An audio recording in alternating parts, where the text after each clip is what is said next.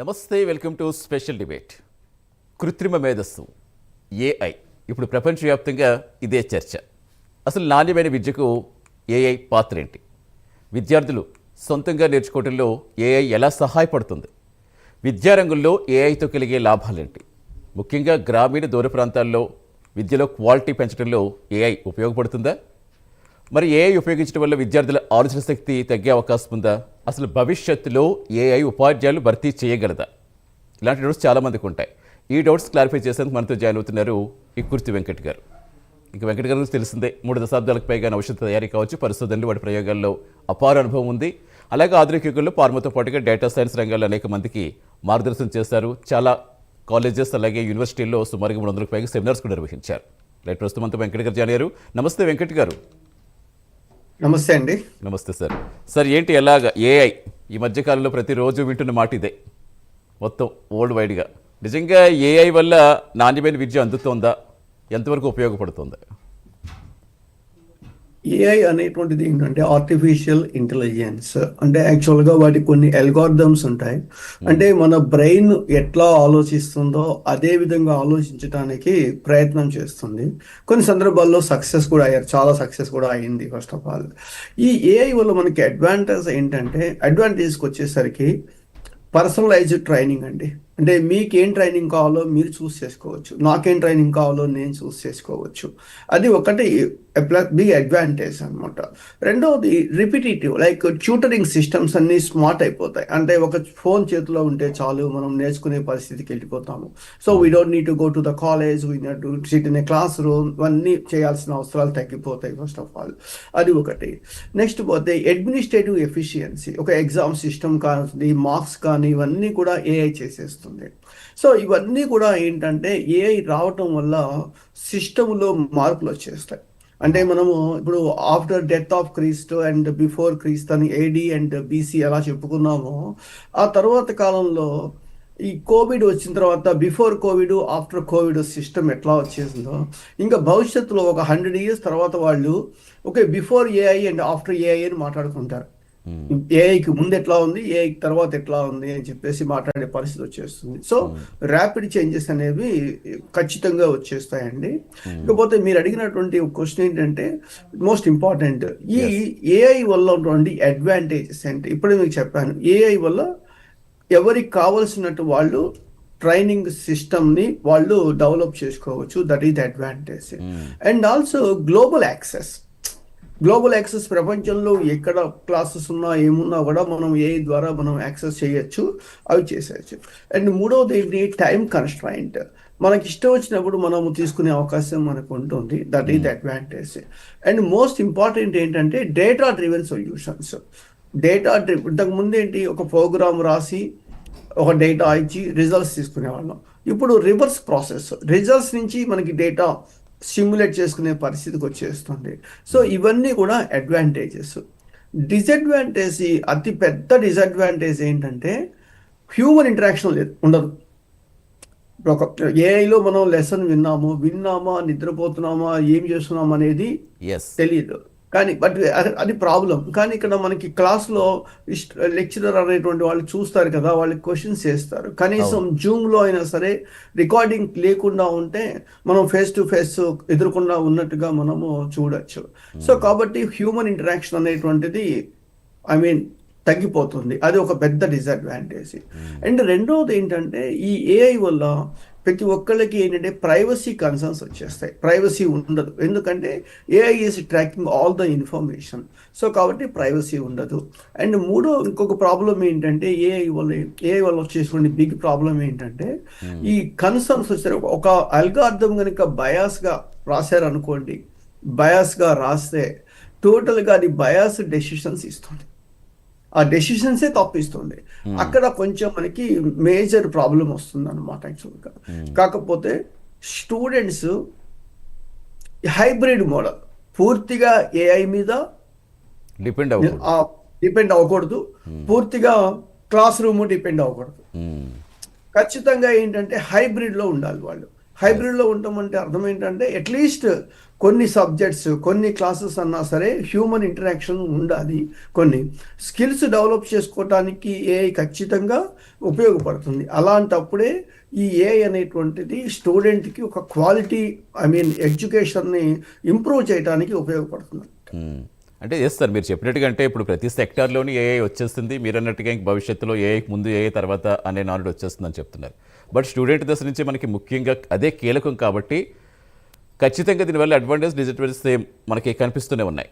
అంటే మెయిన్గా మనం ఈ సొంతంగా నేర్చుకోవడానికి కొంచెం మందికి ఏమైనా ఉపయోగపడుతుంది అనుకోవచ్చా? అంటే కొంచెం ఆర్థికంగా సరిగ్గా లేని వాళ్ళకి, అది కొంచెం కోచింగ్కి వెళ్ళలేని వాళ్ళకి ఈ ఏఐ నిజంగా తోడ్పడుతుందా? దాన్ని సరైన మార్గంలో మనం ఉపయోగించుకుంటే దాన్ని మనకి సరైన మార్గం చూపిస్తుందా? ఖచ్చితంగా అండి. ఎందుకంటే గూగుల్ వచ్చిన తర్వాత చాలా కోర్సెస్ నేర్చుకుంటున్నారు. యూట్యూబ్లో చాలా వీడియోస్ ఉంటాయి, నేర్చుకుంటున్నారు. అదేవిధంగా ఏఐ వల్ల కూడా మనకి డెఫినెట్గా డెవలప్ అవుతుంది 100%. కానీ నేను ఒక చిన్న క్వశ్చన్ అండి. ఇప్పుడు సపోజ్ నేనే మీ దగ్గర ఇంటర్వ్యూకి వచ్చాను అనుకోండి. ఈరోజు which car is good car, Thar performance ఏంటి అన్నాం అనుకోండి, వెంటనే మనం చాట్ జీపీటీకో కోపైలెట్ ఎక్కడొక్క వెళ్ళి మనం టైప్ చేయగానే దానికి సంబంధించిన ఇన్ఫర్మేషన్ మొత్తం వచ్చేస్తుంది. సపోజ్ నేను ఒక క్వశ్చన్ అడిగాను అనుకోండి, క్వశ్చన్ అడిగినా కూడా మీరు చాట్ జీపీటీలో టైప్ చేయగానే వెంటనే ఆ క్వశ్చన్కి ఆన్సర్ వచ్చేస్తాను డీటెయిల్స్. కానీ నేను మీ దగ్గరికి ఇంటర్వ్యూకి వచ్చినప్పుడు మీరు నన్ను ఒక క్వశ్చన్ అడిగితే నేను ఆ క్వశ్చన్ని చాట్ జీపీటీ చూసి ఆన్సర్ చెప్తానండి, మీరు ఒప్పుకుంటారా? ఎస్, అది ఇంపార్టెంట్. మీరు చెప్పండి, మీరేం చెప్తారు? వచ్చేటప్పుడు మీ ఫోన్లో ఆపేసిరండి అని చెప్తారు, లేకపోతే ఒక పీస్ ఆఫ్ పేపర్ ఇచ్చి క్వశ్చన్స్ రాయమని చెప్తారు. సో కాబట్టి చాట్ జీపీటీ నేర్చుకోవటం వరకు ఓకే, ఆ నేర్చుకోవటం కూడా ఏం చేయాలి? పర్ఫెక్ట్గా నేర్చుకోవాలి. అంటే ఇంటర్వ్యూలో క్రాక్ చేసేంత నాలెడ్జ్ వాళ్ళు స్పాంటేనియస్గా డెవలప్ చేసుకోవాలి. అంతేగాని మొట్టమొదటి నుంచి చివరి వరకు చాట్ జీపీటీ మీదే డిపెండ్ అవుదాం అనుకుంటే మాత్రం ఖచ్చితంగా కుదరదు. ఎందుకంటే ఎవరు ఒప్పుకోరు. ఈరోజు నాకు ఈ మధ్య ఒక కాలేజీ ప్రిన్సిపాల్ గారు చెప్తున్నారు, వాళ్ళు ఒక ఎగ్జామ్ పెడితే, ఆన్లైన్లో ఎగ్జామ్ పెడితే అందరికీ 100/100 అందరికీ వస్తే వాళ్ళు రిక్రూటర్స్ ఏమన్నారంటే, లేదు we want to go to that college and we want to conduct A personal interview అని చెప్పారు. సరే అని వాళ్ళు వచ్చారు. 100 మంది కాల్ లెటర్ పంపిస్తే 100 వచ్చేసాయి వాళ్ళకి, 100/100. వాళ్ళలో ఇంటర్వ్యూకి వచ్చింది 40 మంది. 40 మందికి ఒక చిన్న క్వశ్చన్ పేపర్ ఇచ్చారు. చాలా చిన్న క్వశ్చన్ పేపర్ ఇస్తే ఎవరికి కూడా మినిమం క్వాలిఫైయింగ్ మార్క్స్ కూడా రాలేదు. అప్పుడు వాళ్ళు ఎంక్వైరీ చేస్తే ఏమైందంటే, ఆన్లైన్లో పెట్టినప్పుడు వాళ్ళు చాట్ జీపీటీలో ఆన్సర్స్ తీసుకొని వాళ్ళు ఎగ్జామ్ రాసేసారు. ఇక్కడ పేపర్ ఇచ్చినప్పుడు ఏమైపోయింది? అందుకనే కదా ఇవాళ పెద్ద పెద్ద కంపెనీ హెచ్ఆర్లు అందరూ కూడా ఫైనల్ రౌండ్ ఇంటర్వ్యూ అన్నా సరే రావాల్సిందే అని చెప్తున్నారు. ఎందుకు చెప్తున్నారు? ఇదే రీజన్ అనమాట. సో కాబట్టి చాట్ జీపీటీ వల్ల నేర్చుకోవటం మంచిదే, ఏఐ వల్ల నేర్చుకోవడం అంతవరకు ఇస్ ఫైన్. కానీ ఇంటర్వ్యూలో క్రాక్ చేసేంత నాలెడ్జ్ మనకి స్పాంటేనియస్గా వస్తేనే వాళ్ళు అక్కడ సక్సెస్ అవుతారు. ఖచ్చితంగా. ఎస్, నేను అదే అడిగాను ఇందాక మిమ్మల్ని మాట్లాడుతూ కూడా. సరైన మార్గం అంటే ఇప్పుడు మీ జనరేషన్ మా జనరేషన్ లేదు, మాకు తగ్గిపోయింది ఆలోచన శక్తి, లేదు అంత లేదు. తర్వాత ఇప్పుడు వచ్చిన నెక్స్ట్ జనరేషన్కి అసలు ఫోన్స్ తప్పించి వాళ్ళకి రెండోదేం కనిపించట్లేదు. ఇప్పుడు ఇలా ఏఐ కూడా ఎక్కువగా వాళ్ళు యూజ్ చేయటం వల్ల నిజంగా వాళ్ళకు ఉన్న మొత్తం శక్తి అంతే ఆలోచించే ఆ థింకింగ్నెస్ అంతా పోతుంది అనుకోవాలి. అసలు ఏంటి ఇది ఓకే మీరు అన్నట్టుగా ఒకటి మంచి ఒకటి చెడు, ఇందులోనే రెండూ ఉంటాయి, అది కామన్.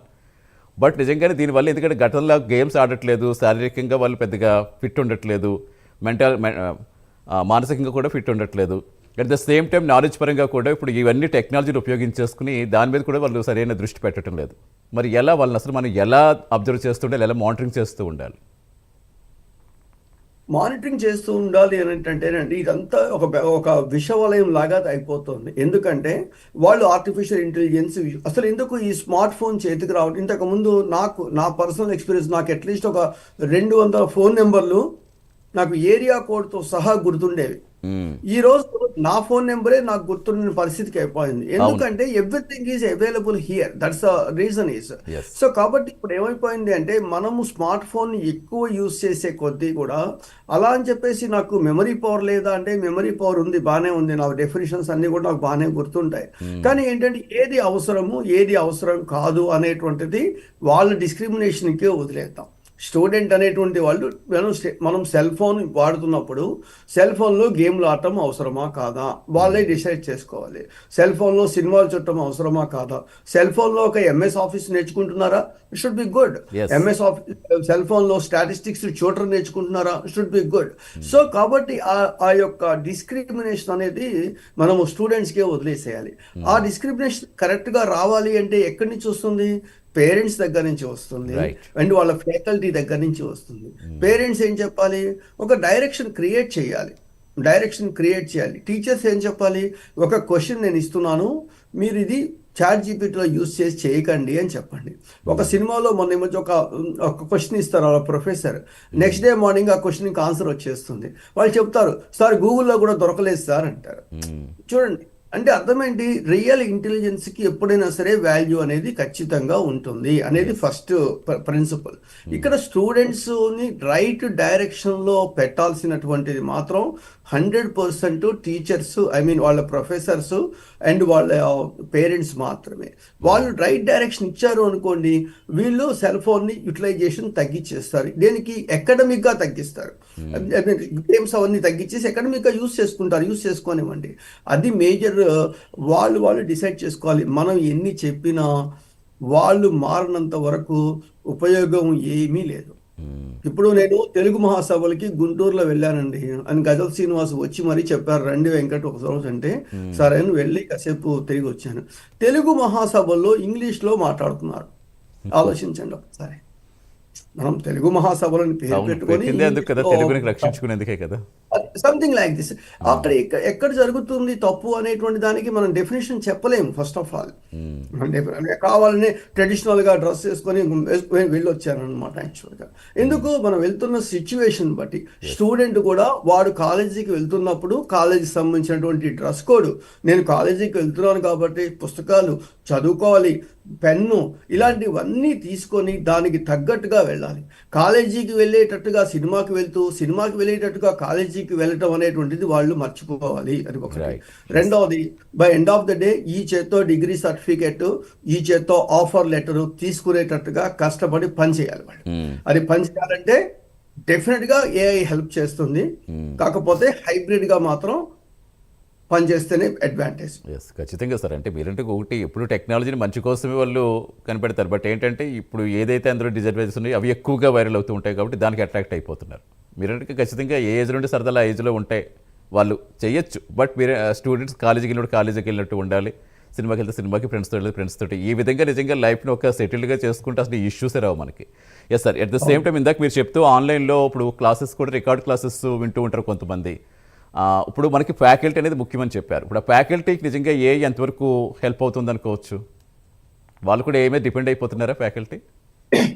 ఫ్యాకల్టీ ఏఐ మీద డిపెండ్ అయినా అవ్వకపోయినా ప్రతి ఫ్యాకల్టీ కూడా ఒక భయం అనేది వచ్చేసింది, ఏఐ మమ్మల్ని రీప్లేస్ చేస్తుందేమో. ఎవరి సెక్టార్లో వచ్చేసింది కదా అది. ఎందుకంటే అక్కడ ఏమవుతుందంటే రిపిటేటివ్ టాస్క్ అండి. రిపిటేటివ్ టాస్క్ లో ఏఐ రీప్లేస్ చేస్తుంది 100%. కాకపోతే ఏంటి, ఈ ఫ్యాకల్టీ కంటిన్యూస్ గా చదువుతూ ఉండాలి. ప్రాబ్లం ఎక్కడ వస్తుందంటే, మనకి చెప్తారు సామెత ఉంటుంది, సామెత కాదు ఫ్యాక్ట్ అది. Instruction is at the end of the school అని చెప్తాం. అంటే బోధించడం అనేది స్కూల్తో అయిపోతుంది అంటారు. Education is at the end of the life అని చెప్తారు. అన్నప్పుడు ఏమంటే చదువుకోవడం ఉంది, చిరుచివరిదాకా ఉంటుంది, చదువుకుంటూనే ఉంటాం. సో కాబట్టి ఈ ప్రొఫెసర్స్ ఖచ్చితంగా ఏంటంటే వాళ్ళ స్కిల్స్ని వాళ్ళు అప్గ్రేడ్ చేసుకోవాలి. చేసుకుంటే ఏఐ ఎంత వేసినా సరే డెసిషన్ మేకింగ్, హ్యూమన్ ఇంటరాక్షన్ అనేటువంటిది మోర్ అండ్ మోర్ ఇంపార్టెంట్. అందుకనే మీకు చెప్తున్నానండి, ఇప్పుడు హైదరాబాద్లో ఒక మంచి బీ స్కూల్లో మీరు ఎంబీఏ చేశారనుకోండి, మీకు ఎంత ఇస్తున్నారు శాలరీ? అట్లీస్ట్ 70 lakhs 80 lakhs ఇస్తున్నారు. పేర్లు చెప్పడం ఇష్టం లేదు కాబట్టి చెప్పట్లేదు. ఇది 70 లక్షల రూపాయల శాలరీతో ఎంబీఏ డిగ్రీ చేసి బయటకు వస్తున్నాడు. ఆ కాలేజీకి ఒక 4 కిలోమీటర్ల దూరంలో ఇంకో కాలేజీ ఉంది, అక్కడ ఎంబీఏ డిగ్రీ ఉంది. ఆ పిల్లవాడికి ఇంటర్వ్యూనే రావట్లేదు, 2 ఎంబీఏ డిగ్రీలే. వీడికేమో ఇంటర్వ్యూనే రావట్లేదు, వాళ్ళకేమో 60 లక్షల రూపాయల ఆఫర్ చేతిలో ఉంటుంది. ఎక్కడ వస్తుంది? అక్కడ ఫ్యాకల్టీ. ఆ ఫ్యాకల్టీ ఏం చేస్తున్నారు? వీళ్ళని మెంటర్ చేస్తున్నారు, మానిటర్ చేస్తున్నారు, మనుషుల్ని రిజల్ట్ ఓరియంటెడ్ పర్సన్స్ గా మారుస్తున్నారు. సర్టిఫికెట్ వల్ల ఉపయోగం లేదండి. Certificate is a piece of paper if you don't have skill. Only gate opening ఉపయోగపడుతుంది అది. అంతవరకు అంతవరకేనండి. Just a piece of paper if you don't have skill. Yes. మీ దగ్గర స్కిల్ లేకపోతే సర్టిఫికేట్ ఇంత కూడా ఉపయోగం లేదు. అవును. సో కాబట్టి అండి ఇక్కడ ఆస్క్ అనే పదాన్ని వాళ్ళు ఇంప్లిమెంట్ చేస్తున్నారు. ఎవరు? ఈ పెద్ద కాలేజ్. ఆస్క్ అంటే A represents attitude, S represent skills, K represents knowledge. Knowledge కాలేజీలో నేర్చుకుంటారు, స్కిల్స్ మాలాంటి వాళ్ళు ఏదో హెల్ప్ చేస్తారు. మోస్ట్ ఇంపార్టెంట్ జాబ్ లో ఏంటంటే యాటిట్యూడ్.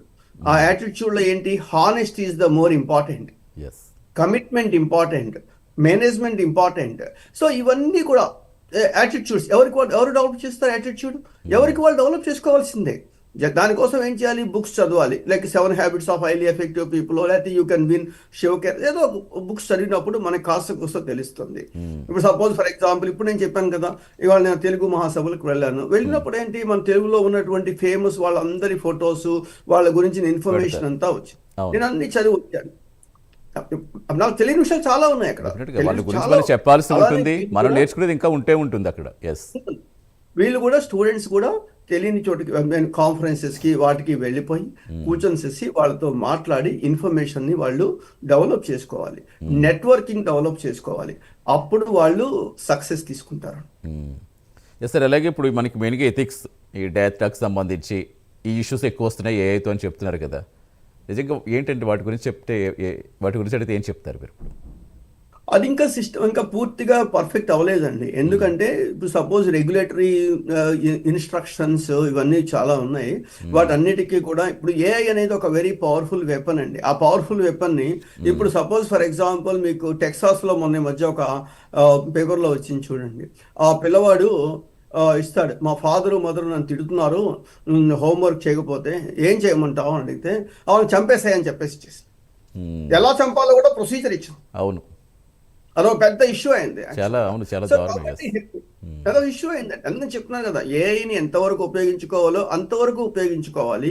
బియాండ్ దట్ ఉపయోగిస్తే అది కుదిరేది కాదు. గవర్నమెంట్ ఏం చేయాలంటే కొన్ని ఏరియాస్ ని స్ప్లిట్ చేసి, ఇప్పుడు సపోజ్ గూగుల్లో కొన్ని వెబ్సైట్స్ ని బ్యాన్ చేస్తారు, లైక్ బ్యాన్ చేస్తారు ఇన్స్టిట్యూషన్. అట్లానే కొన్ని టాపిక్స్ ని ఇప్పుడు సపోజ్ బాంబు తయారు చేయాలి అని ఏఐలో పెట్టామనుకోండి, ఇన్ఫర్మేషన్ రావచ్చు, వచ్చే అవకాశం. అలాంటివన్నీ కూడా ఏంటంటే వాళ్ళు గవర్నమెంట్ రిస్ట్రిక్ట్ చేయాలి. అదే data privacy is very important. నేను క్లినికల్ ట్రయల్స్ లో పనిచేస్తాను కాబట్టి we are working with human data. Human data పనిచేసేటప్పుడు రాంగ్ కన్క్లూషన్స్ వెళ్ళిపోయాయనుకోండి, చాలా పెద్ద ప్రాబ్లం అవుతుంది. అందుకని స్టిల్ కొన్ని ఇష్యూస్ మాత్రం ఉన్నాయి, ఇంకా స్ట్రీమ్ లైన్ అవ్వలేదు. సో కొన్ని ఇష్యూస్ రిపిటేటివ్ టాస్క్లు అండి, రిపిటేటివ్ టాస్క్లు అన్నీ కూడా ఏఐ తీసేసుకుంటుంది. డెసిషన్ మేకింగ్ దగ్గర ఏఐ తీసుకోలేదు, అంటే తీసుకున్న 10% అంతే. అంటే కొన్ని ఏరియాస్ లో 100% జాబ్స్ వెళ్ళిపోతాయి, కొన్ని ఏరియాస్ లో 10% జాబ్స్ వెళ్తాయి. అలా 10% వెళ్ళే జాబ్ ఉన్నటువంటి ఏరియాలు ఎక్కడ ఉన్నాయంటే ఫార్మస్యూటికల్ కంపెనీస్, డాక్టర్స్, ఇవి మాత్రం 10%. బీపీఓ ఆపరేషన్స్ అంటే కాల్స్ చేస్తారు చూసారా, బీపీఓస్, అవన్నీ 100% వెళ్ళిపోతాయి. సో మనం ఏ ఏరియాలో ఉన్నామో డిసైడ్ చేసుకొని ఏఐ ఎంత ఎఫెక్ట్ చేస్తుందో ఇమాజిన్ చేసుకొని మన స్కిల్స్ని దానికి తగ్గట్టుగా మనం బిల్డ్ చేసుకోవాలి. ఇప్పుడు ఏఐ యూజ్ చేసి ప్రాంప్ట్ ఇంజనీరింగ్ ఉంటుంది. ప్రాంప్ట్ ఇంజనీరింగ్ ఎంత మంచి శాలరీ పే చేస్తున్నారు, చాలా ఎక్కువ శాలరీ. Prompt engineering నేర్చుకోవాల్సిందే. మనం కరెక్ట్గా ప్రాంప్ట్ ఇచ్చామనుకోండి, మనకి కరెక్ట్ ఇన్ఫర్మేషన్ వచ్చే అవకాశం ఉంటుంది. First of all, how we want to give a correct prompts. ఖచ్చితంగా మనం ఆల్రెడీ డిజిటల్ యుగంలో ఉన్నాం, ఇంకా మరో లోకంలో ఖచ్చితంగా వెళ్ళిపోతాం ఫ్యూచర్లో, అది మాత్రం కన్ఫర్మ్ అయిపోయింది. అట్ ద సేమ్ టైం అంటే మీరు అన్నట్టుగా ఇప్పుడు మెయిన్గా మనకి ఎక్కడన్నా ఆ పిల్లలు విద్యా సంస్థ దగ్గర స్టార్ట్ అవుతుంది కాబట్టి ఆ హ్యూమన్ వాల్యూస్ అండ్ ఈ టెక్నాలజీ రెండింటిని బ్యాలెన్స్ ఎలా చేయాలి అసలు ఫైనల్గా చెప్పండి? బ్యాలెన్స్ చేయాలి అనేటువంటిది మనం ఇక్కడ పూర్తిగా డిస్కస్ చేయలేమండి. ఎందుకు చేయలేమంటే ఐన్స్టైన్ ఒక అడిగారు, what is the secret of your success అని అడిగితే, నేను తలకాయ దూకునేటప్పుడు తల గురించి ఆలోచిస్తాను అని. అంటే మీరు ఏ పని చేస్తున్నారో దాంట్లో ఆ పని గురించి ఆలోచిద్దాం, అది ఫస్ట్ ఆఫ్ ఆల్. సో ఆ పని ఇంకో పని ఆలోచిస్తే ఎట్లాగో అది మేజర్ ప్రాబ్లం అనమాట. యాక్చువల్గా ఇవాళ బ్యాలెన్స్ చేసేటప్పుడు ఇంట్లో ఉన్నప్పుడు పేరెంట్స్తో ఎలా మాట్లాడాలనేటువంటిది మోర్ ఇంపార్టెంట్, కాలేజీకి వెళ్ళినప్పుడు ప్రొఫెసర్స్తో ఎలా మాట్లాడాలనేది మోర్ ఇంపార్టెంట్. అక్కడ ఉండాలి. ఈ రెండింటిని మనం కలవలేకపోతే మాత్రం మీరు అన్నట్టు చాలా చాలా ప్రాబ్లమ్స్ వస్తాయి. స్టూడెంట్స్కి వెరీ సింపుల్ అండి, వెరీ సింపుల్. వాళ్ళు ఏం చేసినా సరే రిజల్ట్ ఓరియంటెడ్గా పనిచేయటం స్టార్ట్ అయింది అంటే వాళ్ళలో సక్సెస్ అనేటువంటిది స్టార్ట్ అవుతుంది. Yes. అండ్ రెండవది వాళ్ళందరూ కూడా ఇవాళ మనం చూస్తున్నాము. ఇప్పుడు నేను ఆల్మోస్ట్ 1 month నుంచి ఇండియాలో ఉన్నాను కదా. ప్రతి ఒక్కళ్ళు ఇలా ఫోన్ పెట్టుకొని బైక్ మీద ఇలా డ్రైవ్ చేస్తూ ఉంటారు. అంత ఇంపార్టెంట్ ఏంటో నాకు ఇప్పటికీ అర్థం కావట్లేదు. అవసరమైతే పక్కన ఆపుకొని మాట్లాడుకోవచ్చు కదా అనేది ఒకటి. రోడ్డు మధ్యలో బైక్ ఆపేసేసి పక్కన కబుర్లు చెప్పుకుంటూ ఉంటారు. ఇది ఒకటి. సో ఇక్కడ ఏమవుతుందంటే సమాజం మీద ఏ మాత్రం ఇంత కూడా దాన్ని ఏమంటారు రెస్పాన్సిబిలిటీ లేదు. నెంబర్ ప్లేట్ మీద మీరు చూసారో లేదు, I'm sorry to say this word, fools follow rules అని చెప్పి నెంబర్ ప్లేట్ మీద పెట్టుకొని తిరుగుతున్నారు. ఇవన్నీ చూస్తుంటే మీకు ఎలా అనిపిస్తుంది అసలు? మీరు ఎప్పుడైనా ఆ పని చేశారా? నేను ఎప్పుడైనా చేశాను ఆ పని? ఎస్, అదే చెప్తుంటే ఇప్పుడు మీలాంటి వాళ్ళు చాలా కౌన్సిలింగ్లు ఇస్తూ ఉంటారు, ప్రతి కాలేజీకి వెళ్ళి పిల్లలకు చెప్తూ ఉంటారు, మీడియా పరంగా అవగాహన కల్పిస్తూ ఉంటాం, ప్రభుత్వాలు యాక్షన్ తీసుకుంటున్నాయి. మరి ఎప్పుడు అదే మీరు టెక్నాలజీ నేర్చుకోవడం వేరు, నాలెడ్జ్ పెంచుకోవడం వేరు, టెక్నాలజీ డిపెండ్ అయిపోయి పూర్తిగా దానికి బానిస అయిపోవడం వేరు. ఇప్పుడు అది ఎక్కువగా జరుగుతుంది, దాని నుంచి ఖచ్చితంగా బయటకు రావాలి సార్. ఎస్, ఫైనల్గా ఒక పాయింట్లో చెప్పండి సార్. అంటే ఇప్పుడు మనకి హాస్పిటల్స్ కనబడుతున్నాయి కదండి, లైక్ ఒక హార్ట్ పేషెంట్ హాస్పిటల్ అని అలా అలా ఉంటాయి కదా. భవిష్యత్తులో సోషల్ మీడియా హాస్పిటల్స్ వస్తాయండి. ఇప్పుడు వచ్చేస్తాయేమో సార్. సోషల్ మీడియా ఎక్కువ యూజ్ చేయడం స్టార్ట్ చేస్తే అవును, దాని బాధ్యతల కోసం సపరేట్ హాస్పిటల్స్ వచ్చే పరిస్థితి వస్తుంది. Addiction కాబట్టి centers లాగా. స్టూడెంట్స్ అందరూ కూడా Yes. ఎంతవరకు వాడుకోవాలో సోషల్ మీడియా అంతవరకే వాడండి, ఎక్కువ మాత్రం యూజ్ చేసుకోవద్దు. ఎస్ సార్, డెఫినెట్గా సార్, అదే జరగాలని కోరుకుందాం sir. Thank you so much Venkata garu, thanks for joining అండి. ఇది ఇవాళ special debate. Keep watching Prime Nine news. నిజం ఇదే మైసా.